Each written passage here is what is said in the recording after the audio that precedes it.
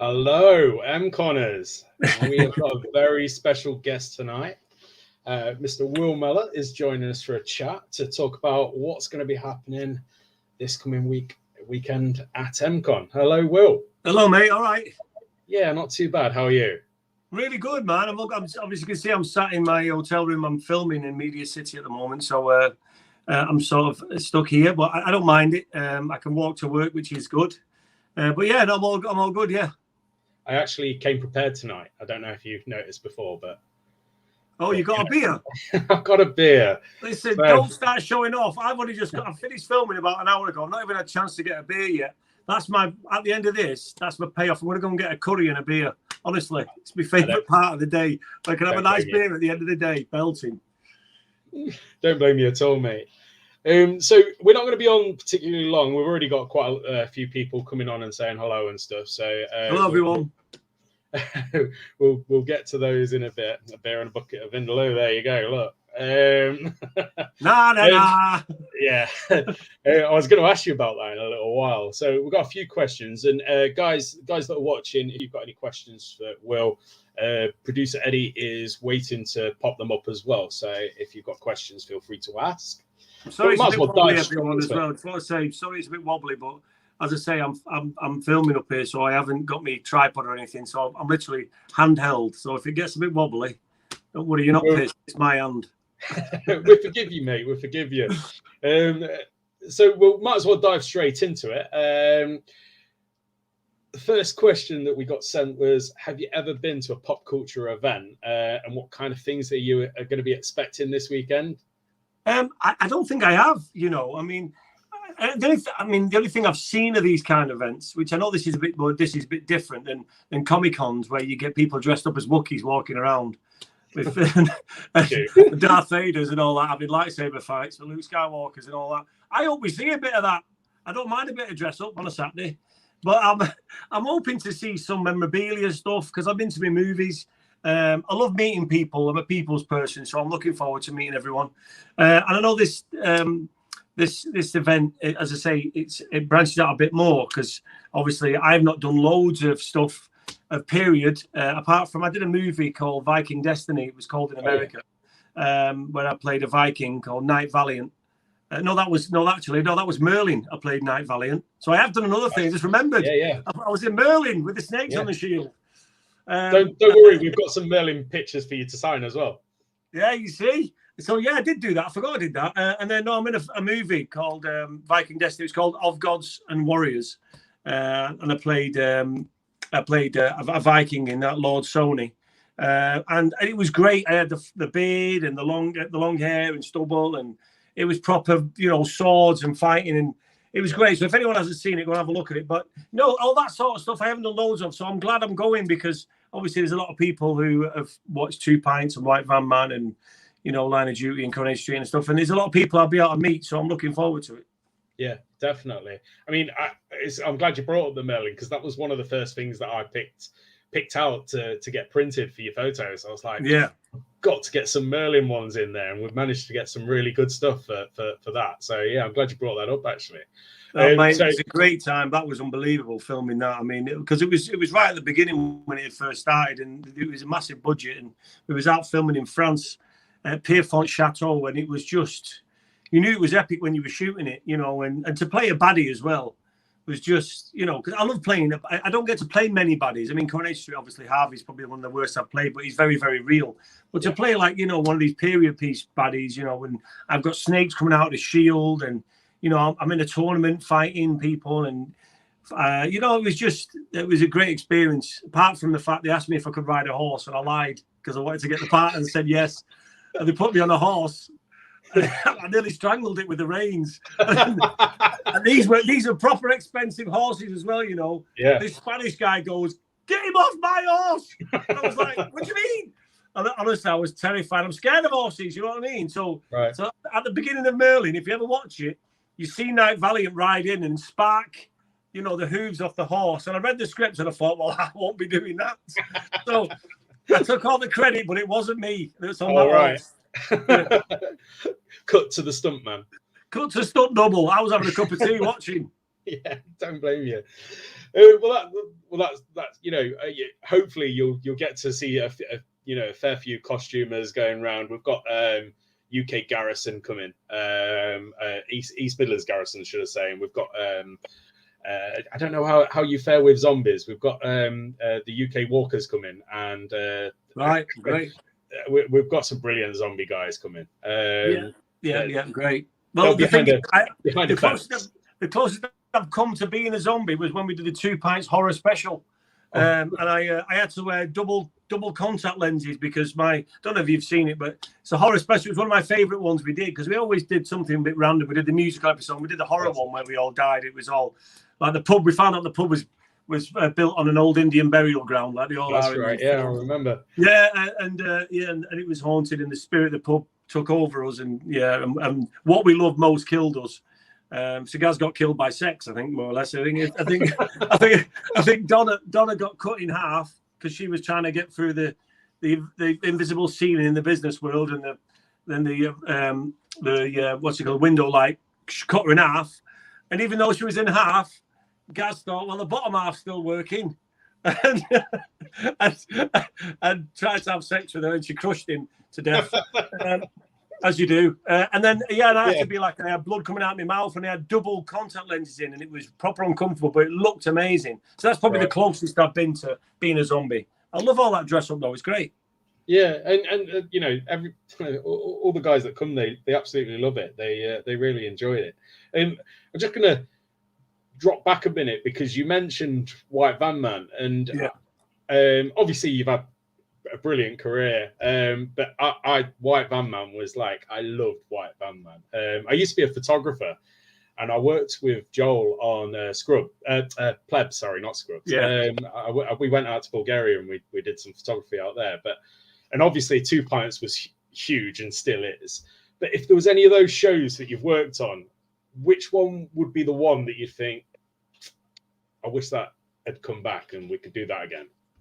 Do you know what? There's a couple, because politics gets in the way, and White Van Man finished too soon. We had so many more storylines. We had so many more storylines to go down. We had another one written, and do you know what the problem with it was? And it happens a lot. Is the person who was behind White Van Man, Danny Cohen, commissioned it, and he then went. I think it was Danny Cohen. He got, oh no, it was Surab Kakar. Surab it was. Anyway, there's a new guy that came into the channel and basically wanted to bring his own program, and it happens a lot. So the old commissioners move on or move up or move to a different channel or whatever. And White Van Man, obviously a new guy comes in, and he comes in and goes, right, well, we've got to try and cut money, and they've got to try and do this, they've got to try and do that. And not White Van Man was the #1 show on the channel. It got more ratings than Gavin and Stacey and all that. And they got rid of it rather than putting it on BBC One or looking for another channel for it. And the new guy came in and he brought his own program, which was it was about babies. I can't remember what was it called. Anyway, but it was just a shame because it wasn't because people didn't want it. People did want it, and it just got caught up in the new guy coming in and going, well, I'm going to bring my own thing to the table. And White Van Man, we had another series ready to go. And I just think, it would have been hilarious to see them maybe go working abroad or go into a different area working on. There's so many storylines, because I think a program like that, we have the main characters, but the storylines come from the houses you go into or the jobs you have to fix and these strange characters, because behind a closed door, you never know what you're going to find. And we had so many ideas, and Joel Fry is an absolute genius, and we had the best time together. And I was more or less a straight man in that double act, but he was brilliant, and he's had a fantastic career. Now he's doing movies and all sorts, but he's a great person, and I wish we'd have done more of that. And 2 Pints, people keep asking me, am I going to do more 2 Pints? We couldn't get away with what we got away with in 2 Pints now. The world's far too politically correct for 2 Pints now, so it'd have to be a different show. There is talk. We are talking about whether we could maybe do a spin-off, a Gaz and Johnny spin-off. Gaz and Johnny, because now we've done we did a thing on Facebook bringing Johnny back to life that he's actually been hiding away abroad. I saw that.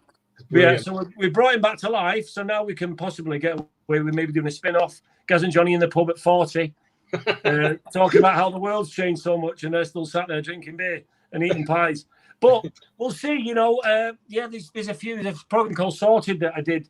That did one series. There was a postal service. It was about the postman and this bond of blokes, and it was a great series. And it broke all records for a first-time series, and it got axed because, again, the powers that be left and went to a different channel, and the new people come on and said, it's not my show, so they got rid of it. It happens all the time in our game. Yeah. It's sad, but White Van Man definitely could have done more.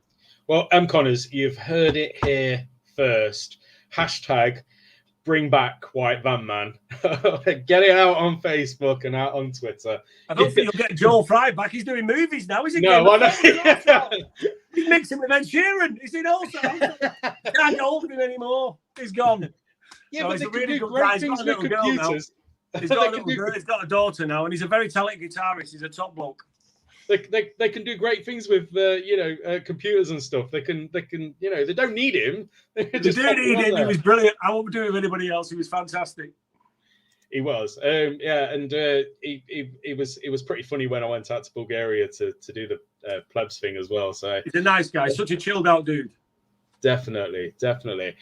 Just to quickly say again, any guys got any questions? We've got a couple coming in already, and Eddie's sorting them. But if you've got questions, pop one on. I'm going to go to my next question now, which is the podcast that you're doing with Ralph. Yeah, it's huge, absolutely massive. I listened to it religiously and always watch the videos as well. So huge congratulations for how well that's done. That's been brilliant. Is it something that you always kind of like thought in the back of your head, you know what, I should do that with Ralph? Or is it something that just came about randomly? No, I was trying to get hold of Ralph for ages to do something because I feel a bit sorry for the Two Pints fans that kept on, asking, is Two Pints coming back? Is it not? And all this stuff. And there was a lot of people out there that love Two Pints. And I always felt like we had to say a big thank you to the fans of Two Pints and people who got behind it, because it wouldn't have gone as long as it did without them, the support of them, because it was a bit ahead of its time, and the press didn't get behind it. It was the reason why it lasted as long as it did, because of viewing figures. People were watching it religiously and watching it on repeats, and it was just to show that people got behind and enjoyed. And I think we did and said things that other shows weren't saying and doing. And yeah, as I say, it took a while for the press to catch. Now the press is saying iconic and, what a show of its generation and what shows last 10 years nowadays. And it's like, well, it's not because of you, because you slaughtered it for the first 3 years, the foul mouth nonsense and all that they called it. But, it was. So I wanted to do something to say thank you and give them something to watch. And I said to Ralph, we should get together in a pub, put cameras on it as me and you, talk about the old times and have a few beers, play a few bar games, have a bit of banter. But as me and you, not as Gaz and Johnny, we can talk about stories in the old days. And so it's like a visual podcast. And we did that. And we did it in a pub. And we tried to set it out quite similar. And then COVID hit. And it would have stayed like that. But COVID hit. And then we had to do it from our homes on the laptops. And, everyone's on Zoom nowadays, aren't they? So it's so I'm just glad we could do it because it helped me get through COVID, to be honest.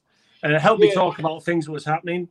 We had a good laugh. And people just got involved and enjoyed it with us. And we don't really plan too much what we say on it. We just literally, I know a few things I want to talk about. He knows a few things. We don't tell each other. And it goes off on a mad tangent. And we just have a bit of banter like we do down the pub. And I think people just enjoy the ease of it. Those are the best conversations anyway, when nothing's planned and you just sit there and have a conversation. And I know for a fact, because a lot of people have said to me as an organizer, get Will, because I tell you what, listening to his podcast has got me through COVID and all the lockdowns. Genuinely will. And lo and behold, somebody has just said exactly the same thing. Lisa said the podcast is awesome and it's kept me entertained all through the lockdown. Cheers, Lisa. Thank you very much. I appreciate it. It means a lot, but it is. Do you know what? Entertainment can help you through bad situations. I had a really tough time when my dad passed away, and I spoke about it on the podcast because I thought it was important, because there's a lot of people going through stuff, and I thought if I'm struggling, there's a lot of people struggling. Yeah. And men don't talk enough, and there's two blokes sat here having a beer, and sometimes it's not fun. Sometimes you need to talk about your problems, and we sort of use it for that as well as having a good laugh. And there's nothing better sometimes. And if you've had a tough day, have a beer and have a bit of a laugh, and hopefully the podcast does that for people, and it seems to have done that. But as I say, we're not the most clever podcast. We don't really plan much what we talk about. We just, warts and all, you hear the lot. Craig asks, will you be singing Mustang Sally at EM-Con because he wants to duet it with you? Do you know what? I'm doing a Q&A on the evening. I've got the backing track. So if I've had enough beers by then, you never know. I might whack it out. You can do the Ride Sally Ride bits. Eddie, make a note. Get Will lots of beers. All right? Okay, nice one, mate. Have a couple. Yeah, let's talk about the evening. So we've got a host hosting the event. Going to be asking you lots of questions. Is there anything that you're kind of looking forward to talking about? Is there? I'm sure you've got lots of stories to tell all the fans. Well, I don't know. You know, it's weird because I don't remember half the stories until someone asks me, and I go, "Oh, I remember that." Or, you know, there's been loads that's happened. I've had a long career. I've been on TV since I was 12 years old. You know, and I'm 45 now, so it's a long 33 years.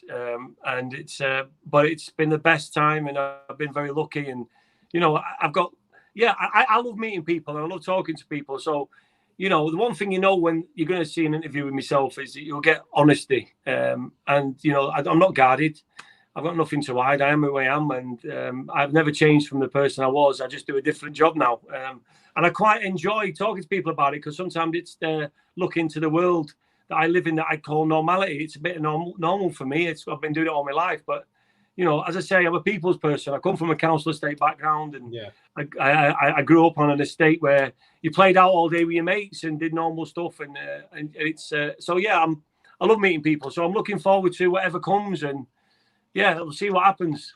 There was one thing that I'm quite looking forward to chatting to you about, the episode when you and Ralph are talking about aliens. Yeah. I'm going to be asking you all that. Mate, listen, seriously, I've got all sorts of weird theories about aliens, but come on. I mean, son thought he saw one the other day. He came home, won't talk to us. He said, I've seen an alien, I can't talk to you. And do you know what he said? He wrote it down on his phone because he thought the aliens might wipe his memory while he was walking home. Seriously, he wrote it down what he saw because he thought, if I get home and they've wiped my memory, I won't be able to remember telling anybody. And I thought, that's my boy. That's me son. There's a comment from Matt there. He says that I can break it to you that I've only managed to sort you and him a twin room for the weekend. That's not happening. He looks enough like me already. We're not getting that close.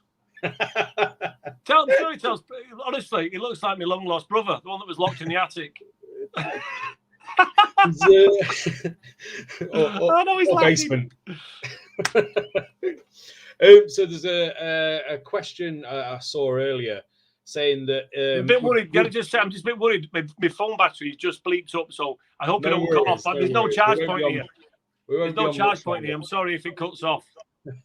Would you do a 2 Pints reunion special? Yes, 100%. There's no doubt in my mind. I'd love to do it. It's hard. It's going to be hard getting the cast together. But as I said, there's a possibility of getting something with me and Ralph Little back together. I'd like to do a show with Ralph Little where it's me and him hosting. A bit like, remember TFI Friday, but set in a bar, get so the audience are in it with us, and we have live music on, and we just have a bit of banter, and we have guests on, and something on a Friday night or something like that. I'd love to do something with Ralph like that, and I think we could. But I mean, yeah, I'd do a Gaz and Johnny spin-off, or you know, why not? I mean, life's for living, and I definitely realise that now. The older you get, the more you think, you know what? I'm not going to say no to as many things. I'm just going to go and enjoy and do what I want to do. Yeah. You know what I mean? So yeah, definitely, why not? There's it is one of those things as you get older, you just kind of like, oh, you know, like 20 years, 15 years ago, I was definitely said no to that. But now you kind of like look at things and go, yeah, I probably would do that. Anyway, well, that answers that question. Yeah, you listen to a lot of advice, and people say if you do that, you know, it could affect your drama career. And if you do too much comedy, you won't get any drama. If you do too much drama, you won't get it. Before you know it, you're not doing anything. And I just think, you know what? Life's for living, and I'm just going to live it. And if people will say, "Oh, you shouldn't do that," well, then that's your opinion. I'm going to do what I want to do. You know, actually, that is one of the things that I've heard quite a lot, because I was a professional photographer before, so I used to work all the time with actors. But now doing the events, I'm still working with actors. And one of the things that I've always heard is what you've just said. You know, if I do too much of this, then I won't get that, and if I do too much of that, I won't get this. Yeah, you can overthink it, mate. Yeah, I mean. We've got another question come in. It says, "Hi, Will. Out of all the roles that you've played, what's been the most challenging, and which one's been the most enjoyable?" Challenging. I don't know. It's challenging. riding tough. that horse. No, I'm telling you, that was challenging for the horse, and I choked it. I don't know. I mean, enjoyable. I love it when you when you put the gear on. Like I said, when I played Night Valley, it was really fun in Merlin, and in the film of Gods and Warriors, and obviously it's Viking Destiny as well if you're in America. But it's putting the gear on and dressing up Viking, the big long wig and the fight scenes. Love all that. But then there's other roles where it's a bit more sensitive. I mean, the first time I played my first gay role in the street, I had to have a kissing scene with a man, and Vincent Regan, he's done loads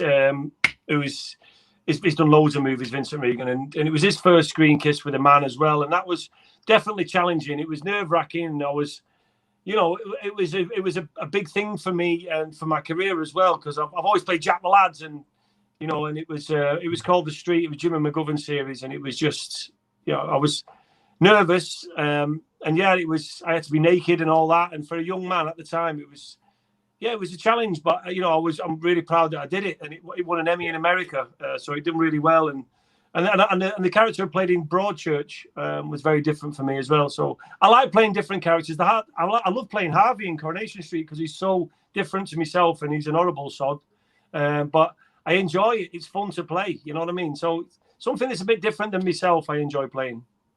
We've got a question from Kel. Obviously, I'm still aware that your battery's running late, so I won't go on too long. Yeah, I'm sorry if it cuts off. I can't charge it here. Would you go back to Hollyoaks, seeing as Tony is still there and Kurt went back? I'm not sure about that. I'd probably not. I mean, the only problem is I did go back briefly for a special where they did like I played like the ghost of Chris. Like they did like Tony was. It was like when you did Scrooge. And I played one of the ghosts, and I'm not even dead. Jambo's not even dead, so I don't know how I play the ghost. But, I went back for that, and I just think, it's hard to go back when there's only one person you're connected with. And, I like to have new challenges, and Jambo was such a long time ago. Even though I love the character and all that stuff, it's very difficult to go back. And I was 19, 20 years old, you know what I mean? It's a long time ago. I think Lee has come up with your next show, to be honest. You and Ralph could do a UK version of Death in Paradise called Death in Runcorn. Oh my God! I tell you what, I don't know how it would work, to be honest. I mean, I think I played a detective on No Offense, and Ralph's playing a detective now.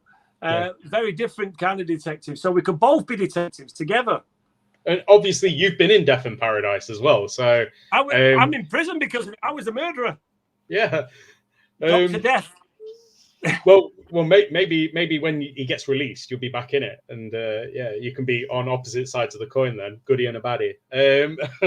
Anyway, we're going to cut it short there because it was only supposed to be a quick one. We've been on nearly half an hour already, so. I know my arm's killing me. I'm trying to hold this phone up on my shoulders. Thanks for coming on, Will. No problem. Just to tell everybody, we've got you on a Q&A on Saturday night as well, on the evening of EM-Con. Obviously, you'll be signing autographs and having photo shoots and doing selfies and everything at the event. But yeah, Will's going to be doing the evening an interview. So if you guys haven't got your tickets for that, make sure you pick them up now because they're actually running quite low, so they're probably going to be sold out by the weekend. So get your tickets, get your tickets, and come down. Brilliant. So thanks again, Will, for coming on, and thanks for everybody for joining us. And we'll see you all at the weekend. Yeah, thanks for everyone for being here, joining us, and all that. And hopefully, I'll see you at the weekend. Come on for the picture, and if you're coming to the evening, we'll have a good laugh on that Saturday night. Well, we might even do a Mustang Sally. You never know. I can't wait. Not with my singing voice. Great stuff, Will. Thanks for coming on, mate, and I'll see you at the weekend. All right. Enjoy the rest of your evening, everyone. Cheers, mate. Cheers.